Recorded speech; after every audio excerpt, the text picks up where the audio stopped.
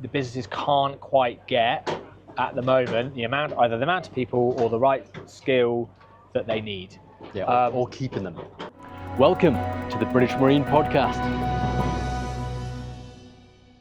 Marine businesses are finding it very, very difficult to find the right people in the right roles. Ultimately, recruitment is very, very difficult, especially at the moment. And so we're going to hear a little bit about what can be done about that, some tips, and we're going to hear from James. Nice to see you, James. So give us a little context around what you're focusing on at the minute to make sure there are the right people available in the right roles for different companies. Okay, yeah, so I think it's no secret that there's a skill shortage in our industry. We've had that for a long time now, but I think what we're seeing is a bit of a change in approach on how to deal with it. There's a lot more acceptance across the industry that the businesses can't quite get at the moment either the amount of people or the right skill that they need. Yeah, or keeping them.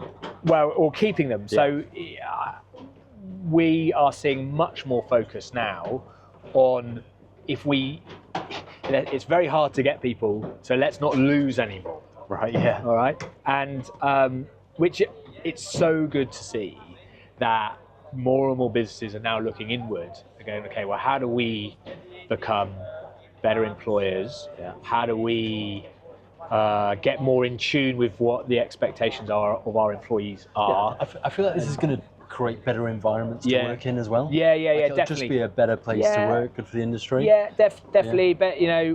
But happier people creates better output ultimately. Yeah. But companies that work hard on themselves, being really, really good employers, then become more attractive. Right, they benefit from retention. They're not always struggling with this recruitment process and finding the next person to fulfill a role. Yeah, I think the best thing you can do if you are recruiting at the moment is actually to stop recruiting, which sounds crazy from somebody who has a recruitment business.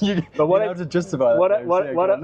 I mean by that is that most companies are just still trying to recruit in the same way, from the same places and the same methods that they've used always. Okay. And it's done in a different way today. I think that you have to recruit in a different way today. So when I say stop recruiting, maybe I mean pause. All right, get much clearer on, what you have to offer an employee. You are ultimately, it becomes a sales process. You are selling yourself as an employer to attract people in, because it's really, really hard. Yeah.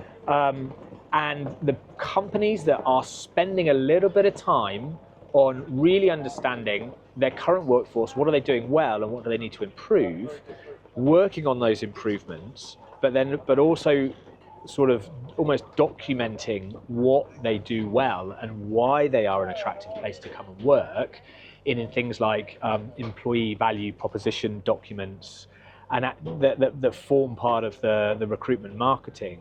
Those are the businesses that are doing really, really well, getting the right amount of talent coming into the business at the right levels. It's almost like the company showing off, going, look how wonderful it would be to work here, way before you say we need a naval architect, we need a specific role. Yeah, it's like get promote you as the employer brand, right? Promote you as a company first, the employer brand first, and then tell people what the jobs are available. Okay. If you lead with what the job is that's available and the tasks within that job, they're bored. People don't want that. People want purpose, especially the younger generations. Purpose-driven businesses. They want to really understand who they're going to commit to as an employer first, rather than what the job actually is in the day-to-day task. So, everybody here has marketing material for their business. Every single company that's hiring, not necessarily, should have marketing people for them as an employer. Right. Okay. And like I said, the businesses that are doing that at the moment, spending a bit of time and building that into their strategies, are winning when it comes to hiring really, really good people. Okay, great. And let's touch very, very quickly on retention as well. So once they're in, you've got the right people, you've got a wonderful team. Yeah. Couple kind of quick tips, types of things you should be looking at to make sure you don't kind of end up with a team that disappears.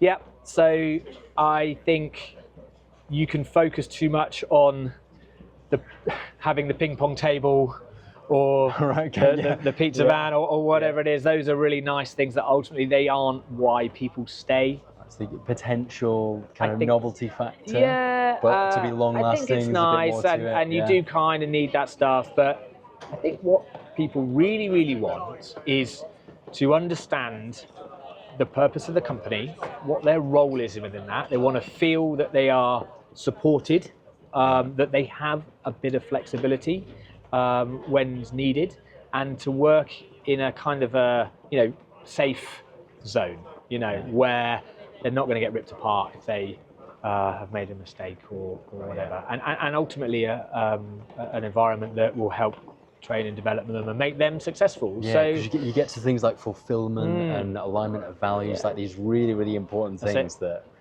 people like choose their family and their friends on these basis. A place to work. Yeah, and you spend more time at work than you spend with your family and friends. Many do. We should be able to offer that stuff as well to help them make that choice. Yeah. All right, fantastic. Thank you very much, James. No worries. Everybody, if this content is helpful to your business, make sure you're following here to see plenty more of it. Outside of that, I'll see you very soon. Bye for now.